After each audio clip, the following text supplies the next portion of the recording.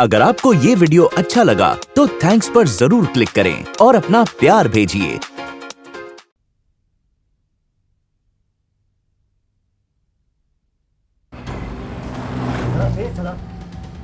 हाथ ना निकल जाए। जंगल में क्या है, उसका खून यहाँ वहाँ गिरा हुआ है। कोई फायदा नहीं है। देख, तू अकेला है। मैं कहता हूँ बाहर आ जा अभी। उस आदमी की लाश मिली है, वो एक आईपी ऑफिसर। मरने वाले का नाम क्या है? सुभाष। और तो गोली लगने से ही हुई, मगर उससे पहले इस पर काफी अत्याचार किया गया है। खून बहुत बहा है। वो आदमी जरूर जख्मी हुआ होगा। तुम आसपास की सारी डिस्पेंसरी, क्लिनिक, हॉस्पिटल चेक करो। जो गोली इसके सर में से मिली है, वो इसने अपने आप खुद मारी। दिल्ली आईबी ऑफिस से एक इंटेलिजेंस ऑफिसर आया, रमन कपूर। सुभाष यहाँ कुछ टेररिस्ट ऑर्गेनाइजेशन के पीछे लगा हुआ था। उसकी आखिरी रिपोर्ट में उसने लिखा था कि उसके हाथ कुछ ऐसी चीज लगने वाली है जिससे सारे देश में धमाका हो जाएगा। Oh my God! डॉक्टर साहब को मार डाला। पेट के अंदर जो मैस था, उसमें से मैंने बड़ी मुश्किल से इसे ढूंढ कर बाहर निकाला। बॉस, यहाँ पर कुछ लिखा हुआ है। मुंबई 48 किलोमीटर।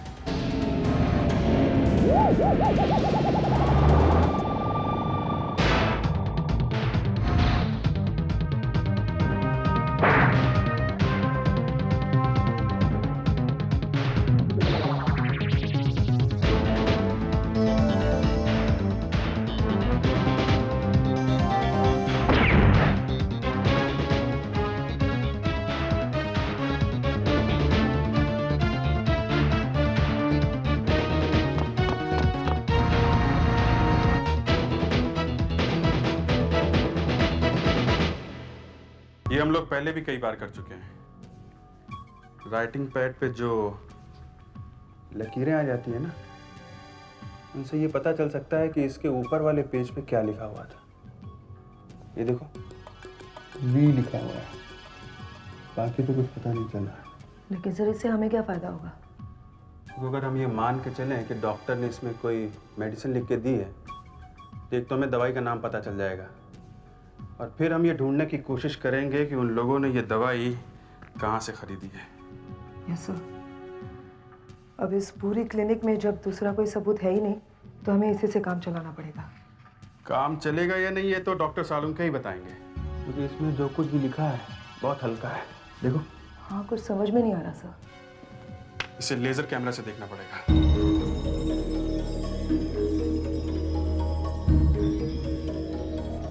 दिखाओ तो क्या है। कुछ समझ में नहीं आ रहा है सर, क्या लिखा हुआ है? इसे हम लेजर इंप्रेशन लिफ्टिंग डिवाइस पे लगा के देखते हैं।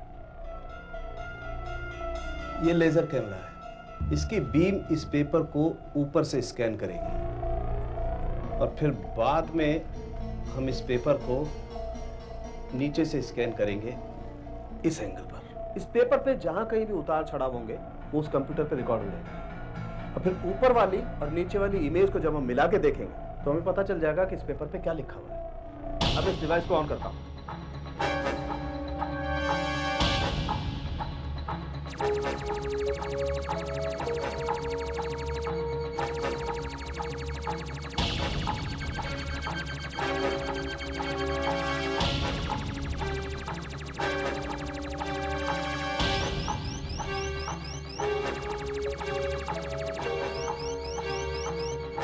अब हम नीचे से स्कैन करेंगे।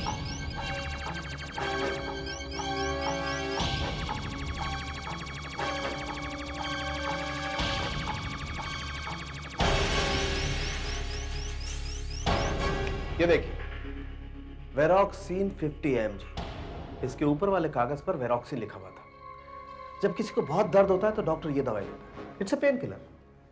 गोली निकालने के बाद भी बहुत दर्द होता है। उन लोगों ने रात को ही दवाई खरीदने की कोशिश की होगी। अभिजीत सर, एक काम करो, उस क्लिनिक के आसपास जितनी भी दवाई की दुकानें हैं जो रात भर खुली रहती है, उनका पता करो। सर, उस क्लिनिक के कंपाउंडर को हम अपने साथ लेकर आए हैं। लेके आओ। Yes sir. उस कंपाउंडर को बहुत कुछ मालूम होगा। सर, आइए। आपके क्लिनिक के आसपास कितनी दवाई की दुकानें हैं जो रात भर खुली रहती हैं? एक दुकान है सर, चेतन मेडिकल स्टोर। चेतन मेडिकल स्टोर्स।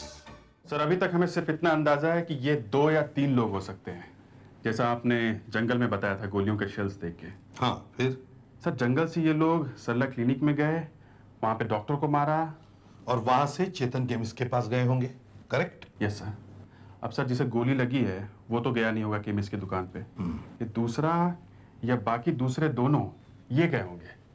सर उस दुकान से हमें उनके हुलिया के बारे में पता चल सकता है, और ये भी पता चल सकता है कि कितने लोग थे। और वहां से वो लोग कहां गए होंगे शायद ये भी पता चल जाए। Correct. So you better start moving.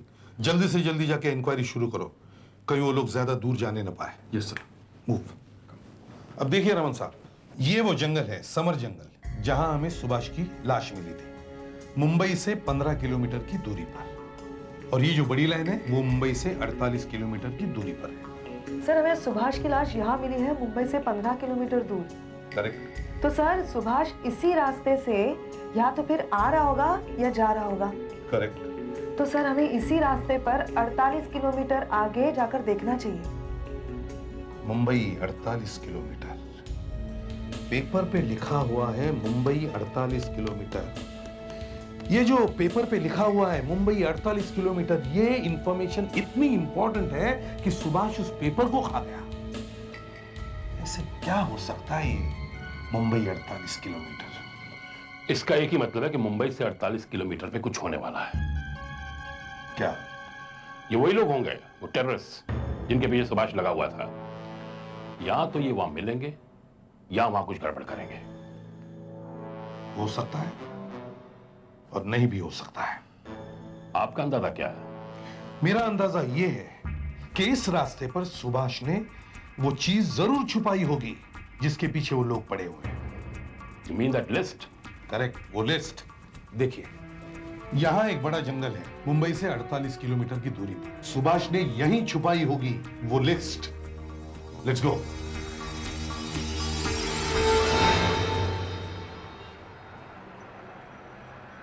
ये रहा।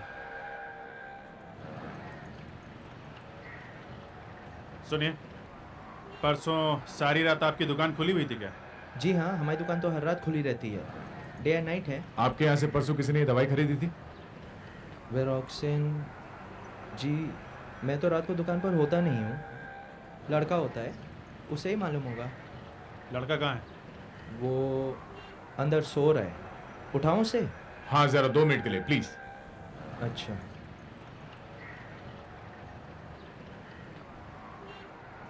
ए छोटू, उठ जरा। आजा आजा। जी ये है। जी साहब। पैसा देना। देखिए जरा, ये दवाई परसों किसी ने खरीदी थी आपके यहाँ से? वेरोक्सिन परसों रात को एक स्लिप बेची थी साहब। किसको बेची थी? वो 2 लोग गाड़ी में आए थे, वही लेके गए। 2 ही लोग थे? वैसे तो 3 थे, लेकिन एक सामने गाड़ी में बैठा हुआ था। गाड़ी में बैठा हुआ था? गाड़ी का रंग क्या था? हाँ, सफेद रंग की गाड़ी थी साहब। शायद उनकी दूसरी गाड़ी एक पंक्चर हो गई थी। ये पंचर का तुम्हें कैसे पता चला? उन्होंने पूछा साहब मुझसे। क्या क्या पूछा था? यही कि यहाँ कोई आसपास पंक्चर की दुकान है क्या? तो तुमने क्या कहा? मैंने बताया साहब, ये 2-3 दुकान छोड़ के एक बाजू में पंक्चर की दुकान है। दुकान का पता क्या है, कहाँ है? ये जरा लेफ्ट साइड जाएंगे तो। अच्छा ठीक है, थैंक यू। चलो।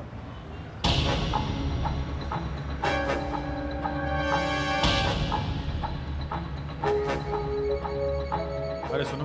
हाँ? परसों देर रात यहाँ पे कोई सफेद गाड़ी आई थी पंचर ठीक करवाने के लिए? नहीं, परसों रात कोई नहीं आया था यहाँ। परसों पूरी रात कोई नहीं आया था। ना घबरा क्यों रहा है? हाँ? नहीं साहब, सच कोई नहीं आया था। देखो, हम लोग CID से हैं, तुम्हें कुछ नहीं होगा। सच सच बताओ, आई थी? साहब, मुझे कोई खतरा तो नहीं ना साहब? नहीं नहीं, कुछ नहीं होगा, बताओ। हाँ, एक सफेद रंग की गाड़ी आई थी। गाड़ियाँ आई थी? अच्छा फिर? 2 लोग थे साहब। मैंने उनके गाड़ी से टायर निकाला और पंक्चर बनाने के लिए अंदर लेके आया साहब।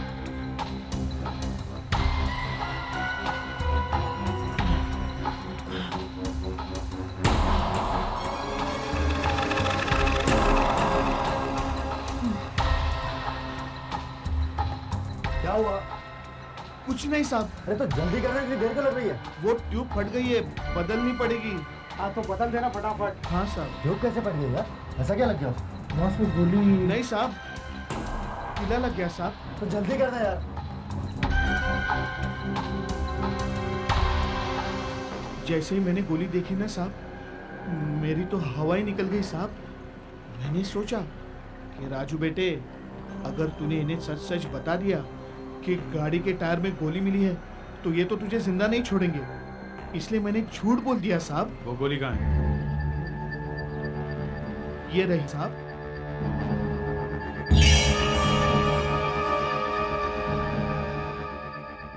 तुमने टायर गाड़ी के डिक्की में से निकाला था? हाँ साहब। तो फिर गाड़ी का नंबर प्लेट भी देखा होगा। हाँ साहब। नंबर याद है? हाँ साहब, ये नंबर तो मैं कभी भी नहीं भूल सकता साहब। गाड़ी का नंबर था MH018838। अंधे को क्या चाहिए, एक आंख या तो दो मिल गए। कमाल हो गया, गाड़ी का नंबर भी मिल गया। एसीपी साहब को बता देता हूँ।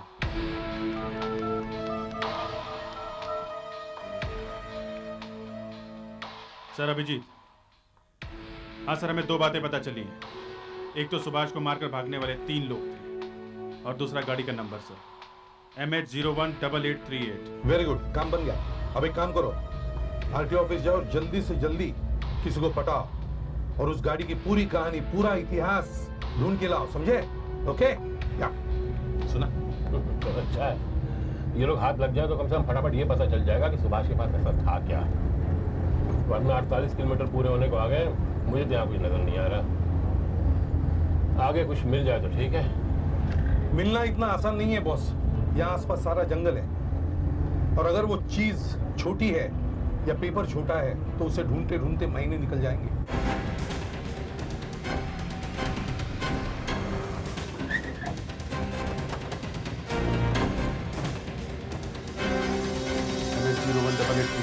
यही गाड़ी है, लगता है वो घर पे होगा।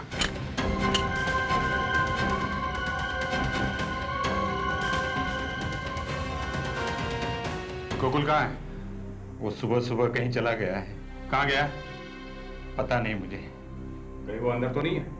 आप देख लीजिए ना, मैं सच सच कहता हूँ।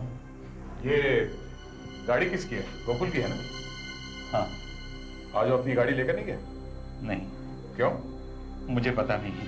सीधे सीधे जवाब क्यों नहीं देते हैं आप? हैं? मैं सच सच बता रहा हूँ। सच बता रहे हैं? हाँ। हैं? परसों रात गोकुल कहाँ था? मुझे पता नहीं। फिर वही पता नहीं? हाँ? परसों रात एक खून हुआ है और खूनी इस गाड़ी में घूम रहे थे और आप कह रहे हैं कि आपको कुछ पता नहीं? हाँ? मुझे पता था एक दिन ये ऐसा होकर रहेगा। 1 साल पहले मैंने उसके पास पिस्तौल देखी, तभी मैं जान गया पुलिस ढूंढते ढूंढते मेरे घर तक पहुंच जाएगी। मैंने उसे काफी समझाया, ऐसा गलत काम मत कर, मत कर। अब उसे पकड़ के आए हैं तो पकड़िए उसे।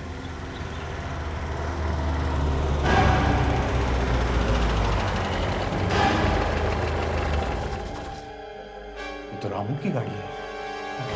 बिल्कुल आ गया। ये क्या कर रहे हैं आप? आप क्या कर रहे हैं? ऐसा नहीं कीजिए, ऐसा नहीं कीजिए। आहिस्ता आहिस्ता आहिस्ता, संभल के चल। चल चल चल सब चल चल ना यार, चल चल चल यार गोकुल। अरे रुक, तू मुझे मेरे घर छोड़ दे। क्या हुआ? बहुत दर्द हो रहा है। देख, मैं थोड़ी सी पी लूंगा ना, मुझे आराम मिलेगा। न जाने उस डॉक्टर ने क्या दवाई दी, कुछ असर नहीं हो रहा है। मैं शाम को दूसरे डॉक्टर के पास ले चलूंगा, तो चल अभी अंदर तो चल, देख बहुत टेंशन है। हाँ हाँ सब तो ठीक हो जाएगा, चल ना यार। हाँ, चल चल। हाँ लेके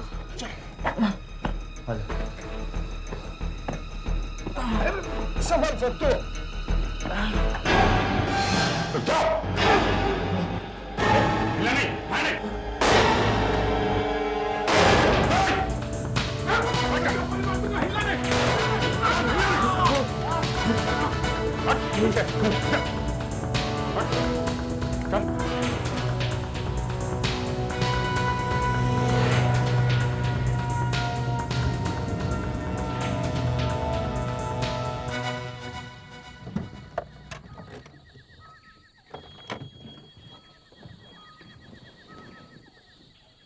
ये लो आ गए, मुंबई 48 किलोमीटर।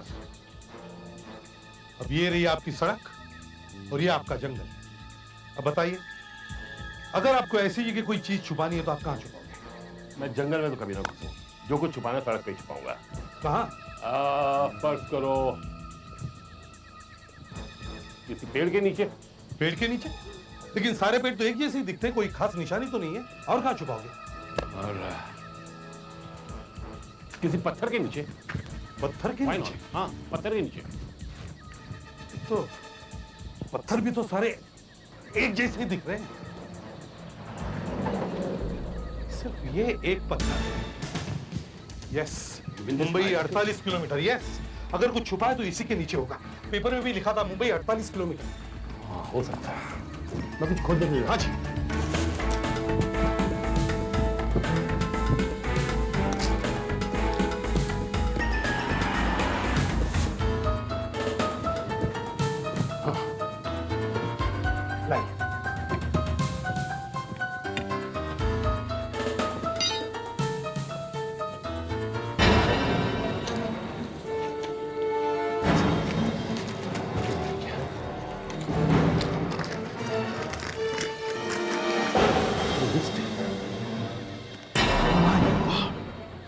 ये तो देश के बड़े बड़े लोगों के नाम है। ये देश के दुश्मन हैं, धोखा दे रहे हैं, आतंकवादियों के हाथों देश को बेच रहे हैं।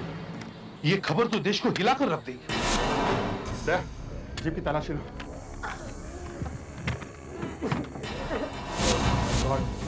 यहाँ किसी की लाश है। लाश है? हाँ। हिलाने। तूने कहा था तूने सब कुछ छोड़ दिया है, मगर तू नहीं सुधरेगा, तू कभी नहीं सुधरेगा। किसकी लाश है ये? हैं? किसकी लाश है ये? हमें नहीं मालूम साहब। नहीं मालूम? नहीं, हमें नहीं मालूम। नहीं मालूम? नहीं मालूम साहब। बता। सब गोली मत चलाओ साहब, बता दो साहब। इस लिस्ट में इतने बड़े बड़े लोगों के नाम हैं, मेरे तो होश उड़ के पड़ते ही। इन्हें जरूरत क्या पड़ती है सब करने की? अपने देश के साथ धोखा? छी, जिस थाली में खाते हैं उसी में छेद कर रहे हैं। बेचारे सुभाष की जान ले ली इन लोगों ने, मगर उसकी कुर्बानी बेकार नहीं जाएगी। रामन साहब, एक एक को पकड़ो और फांसी पर लटका दो। कल के अखबार में छप जाएगी लिस्ट। सुबह सुबह अपने नाम पढ़ेंगे तो जान हलक में लग जाएगी इन बदमाशों की।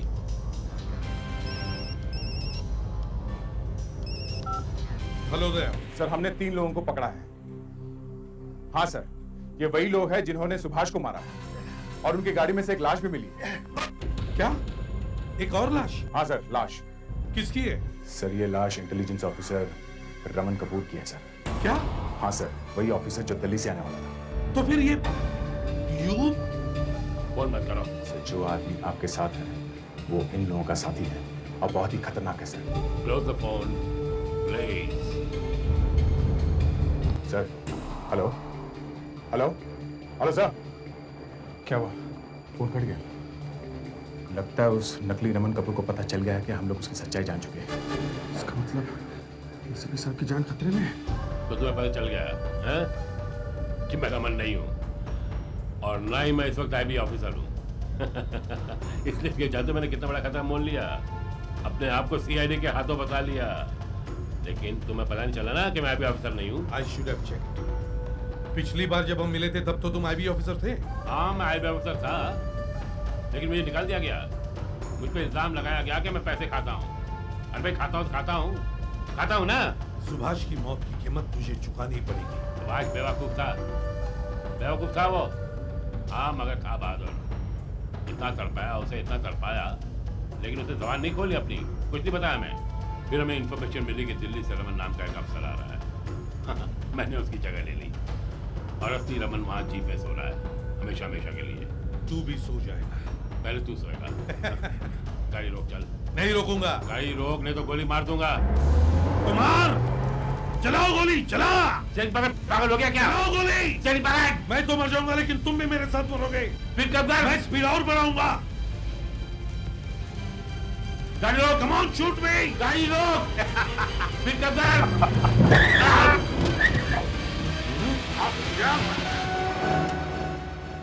अब बोल। 2 ऑफिसर के खून के और देशद्रोह के जुर्म में मैं तुम्हें गिरफ्तार करता हूं।